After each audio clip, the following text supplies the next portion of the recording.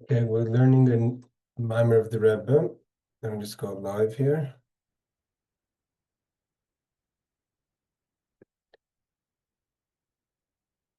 Okay, we're learning a short Maamar that's connected to this week's Parsha and the Teshuvah. Hopefully we'll finish it before Yom Kippur, maybe 2 classes. It's a short Maamar. It's a Maamar the Rebbe said in Tafshin Mem Beis, 1982, and going into 82, 81, 82, and was given out. Not sure what year it was given out. Let's see. Okay. So Hanacha, it says here in the year Tafshin Nun Gimel, I think it came out. Okay. So the Maamar says like this. So in the pasuk of this week's parsha, today's Chitas, it says, Knesher your kinoi al goizlov yirachev. So we have the psukim in this week's parsha. It says, Kinesher, we start off the conversation starts off with really today's chita. It says Kichelik Hashem Amoy, Yaakov Chev Nachalasei. Then it says Yimtze'eyu. It means the Jewish people are chelik of Hashem. Our portion of Hashem means the idea of the nefesh alikis. Then it says Yimtze'eyu be'eretz midbar. God found us. I'm going to see what the idea of the mitzvah is, like something that's a lost object in the desert. And then it says Kinesher Yer Kinoi. As an eagle awakens its nest, hovering over its young chicks, Yifresh Kanafa Vikacheyu, he lifts it up over its and carries them over his wings. Okay. So the pasuk says, Kinesher Yer Kinoi Al Goizelav Yirachev. He hovers over the young chicks. Is hine Maksiv Liomine. This pasuk, like I said before, is following. It says before that he found them in a desert, and that's following that the Jewish people are a portion of Hashem. And then after the Kinesher Yerkino, it finishes off Hashem that Hashem Bedod is going to be, He's alone is going to watch over the Jewish people. Like the full translation of the verses, it says Hashem Badad Yanchenu ve'enimoy kel nachar. God. The Lord guides them alone, and there's no alien deity with them. Okay, we'll see what that means. That's even higher than the level of the Rahmanas. It says, "Hine the pasuk, hine pirsha pashat v'zehu." What's the idea of the nesher? Kin nesher your kinoi, like an eagle that has compassion. Shu shakadosh baruch hu noyeg in bnei Yisrael berachmim, that the Hashem, his the way he deals, so to say. Noyeg, the way he interacts with the Jewish people, is in a way of compassion. Kamoi hanesher, just like the eagle, hamerachif al goizalov, that hovers over his young chicks in a way of compassion. Ukapirish Rashi, and like Rashi says, he doesn't come all at once. He kind of bounces around. The eagle bounces around in a protective manner over the young eagle chicks.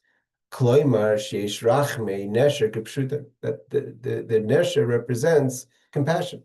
The behaviorism of an eagle is the behavior of an animal that has compassion. We know we have animals that their character is compassion, like the eagle, and we have animals that have a very achzarius, a very severe character, like the raven.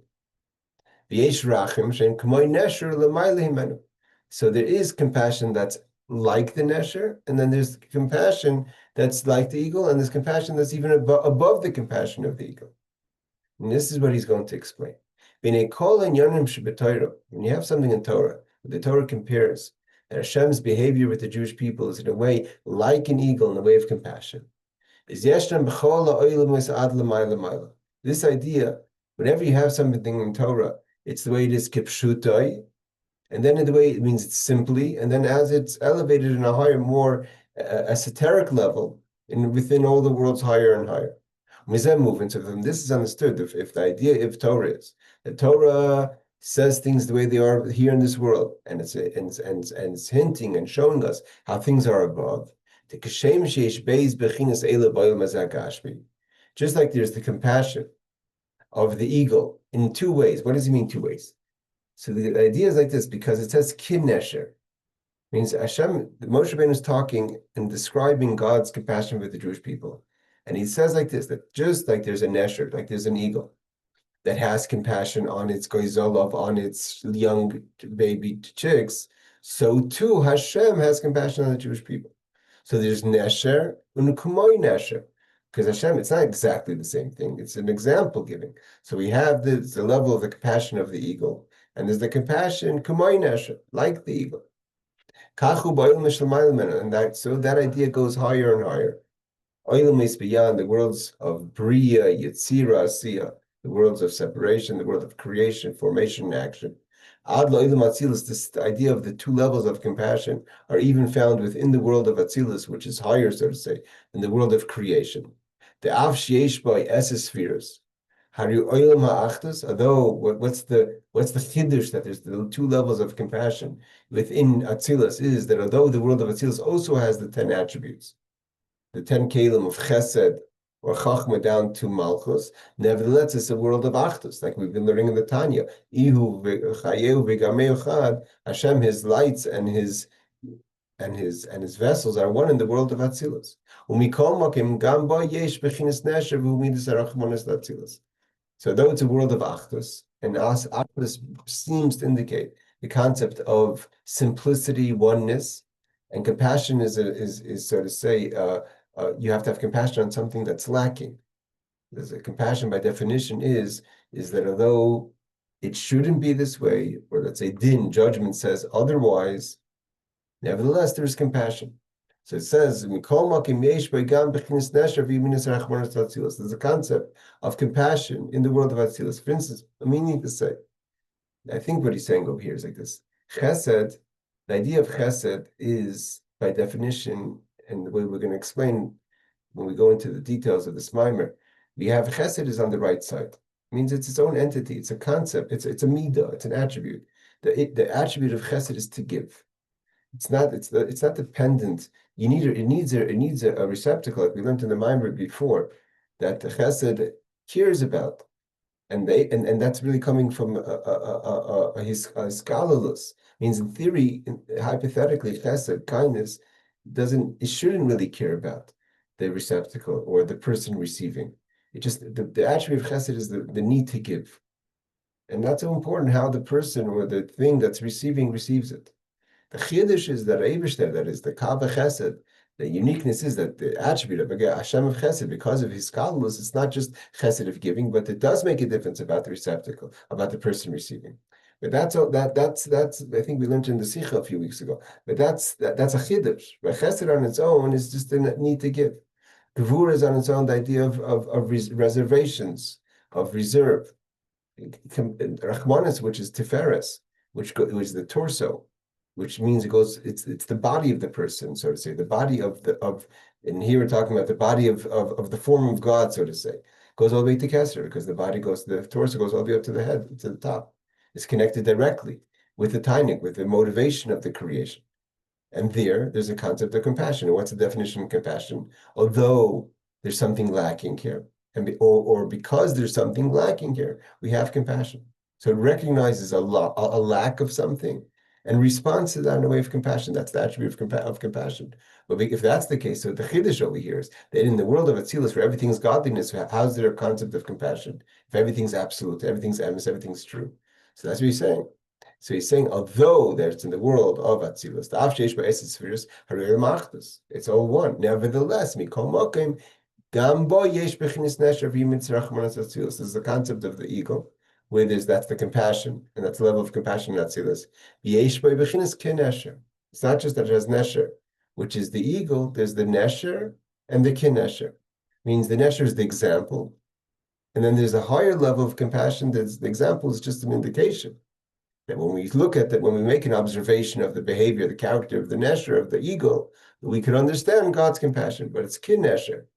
So even in the world of Atzilus, there's the concept of the eagle, and there's the concept of of compassion that's beyond the eagle. Means this is the compassion that's higher. It's only an indication. We only could understand the compassion from the compassion of the eagle, but it's higher than the attribute of compassion. So So though it goes all the way to the highest worlds, but when we're talking about the levels of Nesher and Kin Nesher, ideas of compassion of the eagle and compassion of like the eagle, what's greater than the eagle, is primarily talking about the way things are in this world. At the end of the day, Torah is not in heaven. Torah is in this world. As the Maggid teaches us, what the rabbis have taught us, means the literal translation is know what's above you. But the Maggid teaches us. And what does it mean, know what's above you? That da ma lemaila, you should know whatever is above is mimcha. You create it. Our reality creates the reaction above. So therefore, the ikar is that there's a nesher and kin nesher in this world.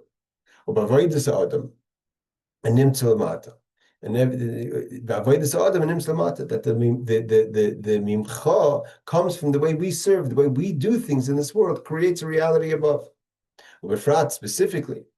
After Matan Torah, Nitna Torah, especially after Matan Torah, when first of all there was the breaking of the boundaries. So now there's a direct connection between what's happening in this world and the above world.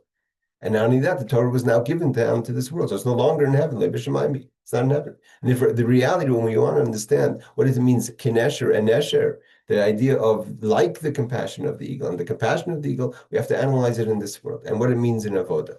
He adds that the Rebbe. The kol hagavoy yoser yored lamata yoser. Like we learned, the rule of thumb is that when we want to understand something, we know that the higher something is, it falls low. The ability for something to go to even to a low point is a sign of how high it is.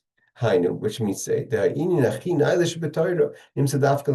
you want to find the highest level of Torah, you can't say that really Torah is a spiritual existence, a spiritual reality, a spiritual connection. Nor of us that the idea is that because God gave us a Torah in this world, so when we do it, we do a mitzvah here. No. The highest level of Torah comes down specifically here. I mean, the Rebbe adds to this idea when it means kol hagavoy b'yoser yored lamata yoser, not just that it's able to have an effect lower, but its essence is lower. That's the Rebbe's adding over here. And because something that's so high can come low, not just like when you say you have a very strong light that goes further, but its source of the light is at the source still. The question is if you can have a light, let's say you have these flashlights that can go so far, and you have a strong flashlight to go even further. So, but it still doesn't. The actual light itself is in its origin. The question is how strong is the light? How far could it go? So then there's no proof that we're talking about that the Iker Torah, the main part of Torah is in this world. You're just saying that Torah is so high, it could go so low, even be found in the mundane and the laws of details of Gashmis and physicality. But here the Rebbe is saying even further, that the idea of Kol HaGavoy Yored Yoiser, Yored Lamata Yoiser, he explains, Hainu, what does that mean? The Ini Nachin Eilish B'tar Nim Tzedaf Klamata. It's not that it has an effect so far down, but that its essence is found further down. The highest levels of Torah are found in this world. And that's the Chiddush. That something that's so high is able to be found, that its Iker should be found here. Like Iker Shechina B'tachtoinu. Mizem move on. And it's not such a far concept, because the whole point, then the inspiration for creation and Torah comes, the Jewish people that Olam Machshava become before even Torah, like it says Davar B'nai Yisrael, that the Jewish people come before Torah, was the inspiration for Torah at its core, was that there should be the mitzvahs here in this world. We then moving from this understood, when it comes about the Nesher, when we're talking about the eagle, we find two extremes when it comes to the eagle. The harachim machiel yoinim, the highest level of compassion. That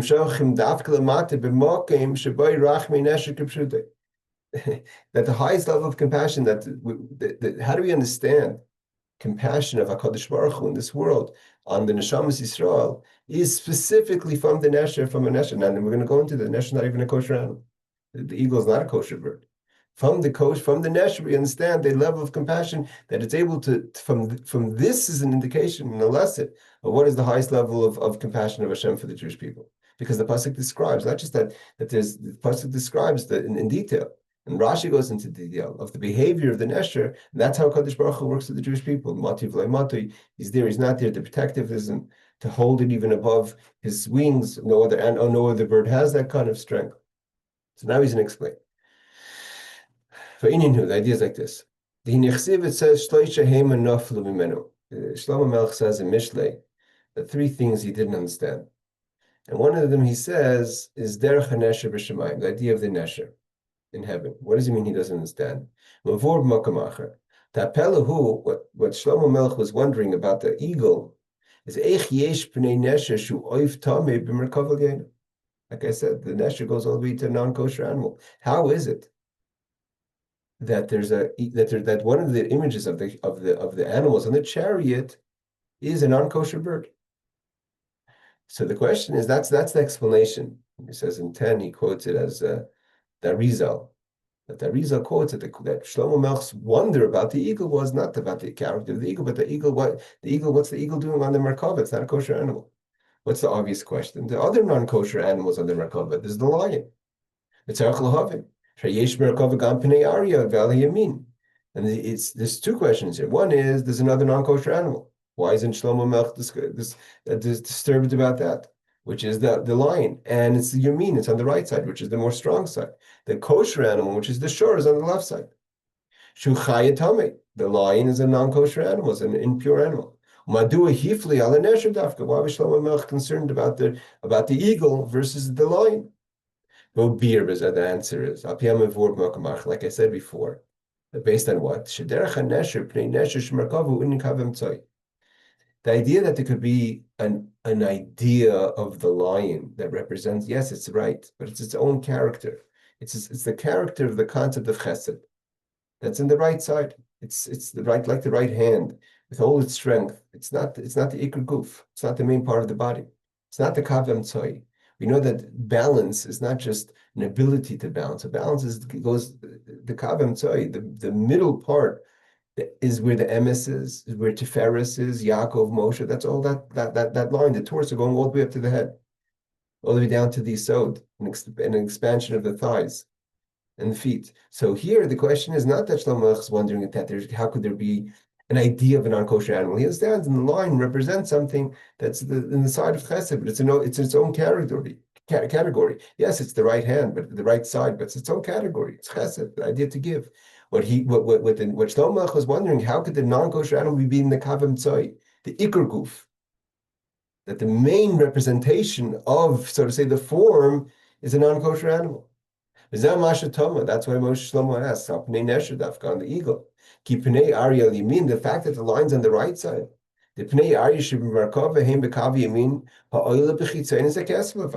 Because it's not the ikr goof, it's not the torso. So it's a concept. It only reaches what we call the chitzonis hakeser. Just like there's the non-kosher animals and the whole creation comes from chitzonis hakeser. Chitzonis hakeser means the external. It's a component. But when we get to like Yaakov, the reason Yaakov's ability, which is the kahav rachmanis, the concept of compassion, is that it reaches from the highest point of the keser, of the crown, which is the pleasure, which is the motivation for everything. The fact that there's a lot of external things. So one of the components of this external is the line, which is on the right side, because it only reaches external. But how could the nesher reach all the way to Pnimis HaKeser, the innermost depth of the Eibishter, Atik Yomin, right? So therefore, it's not so wondrous about the line. When we're talking about the eagle, which is a non-kosher bird, which is in the middle of the torso, Tferes, that reaches all the way to the core point. How can it be represented by non-kosher animal? Therefore, Shlomo has an extreme question. How could the ikr, desire, tainug, the pneumius of keser, be represented by a non-kosher animal? So he answers like this. The answer is that that's the whole point. The idea is.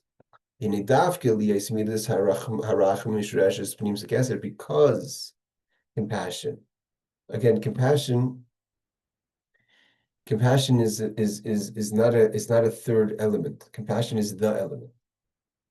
The idea of Tiferes, of beauty. What's so powerful about Tiferes? Why is Tiferes such an important midah, especially in Chassidus, right? We talk about Tiferes, the Rebbe Marash on Beis ear. Tiferes is not just the ability to have balance. Balance it's as an entity on its own. Balance is not just a combination that you're not always going to one way. Chesed, the famous the Vart of the Alter Rebbe, when he talks about it. I was talking with someone on Shabbos, talks about Rabbi Yosef ben Kisma, the famous, beautiful word in Shabbos told us that Rabbi Yosef ben Kisma, that Rabbi Chanina ben Tradion goes to visit Rabbi Yosef ben Kisma before Rabbi Yosef ben Kisma dies. Rabbi Yosef ben Kisma had a relationship with the Romans.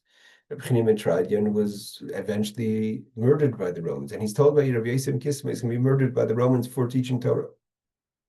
So what does Rabbi Chanina ben Tradion ask the Rabbi Yosef ben Kisma? What's going to be with me? So what do you mean, what's going to be with me?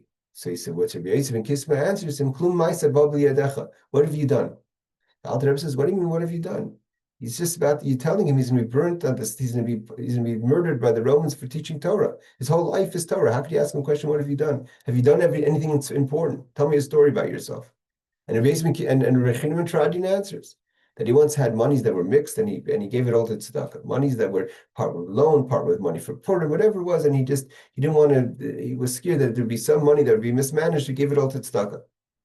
So he says, if that's the case, then I should be so fortunate to have your reward in heaven. Why? What did this story answer everything? Because what the story was, it showed that he didn't. The Alter Rebbe says that if from this story we learn that Rabbi Chanina ben Tradion was a true person. If he would just be a person that was a studious person, it's not a big deal that he's dying for his beliefs. But the fact that he had a balance it doesn't just mean that he has two sides to him. It showed who he was in everything. It elevated his entire personality from being a person that could have been an extreme person to one side, which, like the Alter Rebbe describes, the studious persons from the Tzad Gvura. The very fact that in other things he showed he had a broadness means that he's a whole different entity. So compassion is not just a balance of two things. It's an entire different entity. And that's why he says, the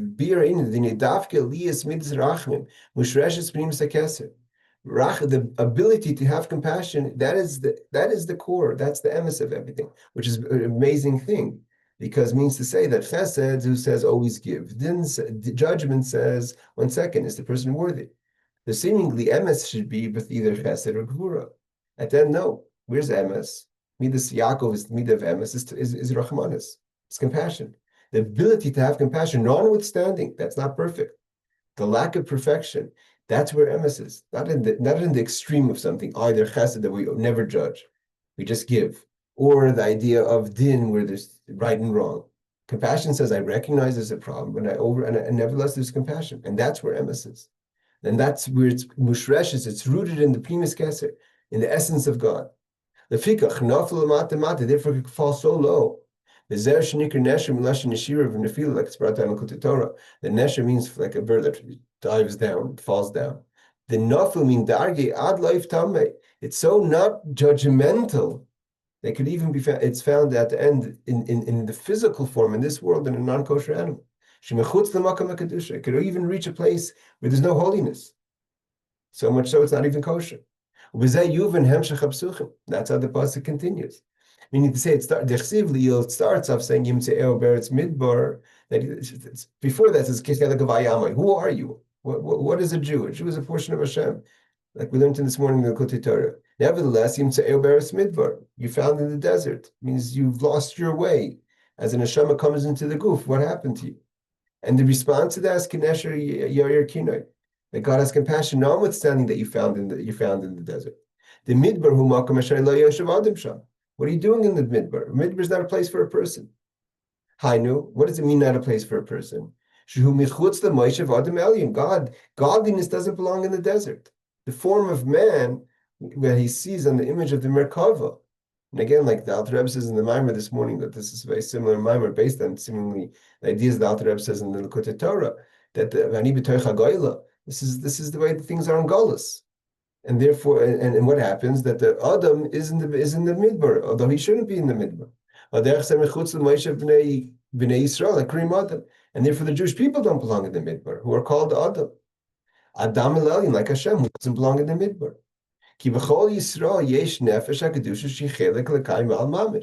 Everyone has a portion of godliness within them, like it says in Tanya.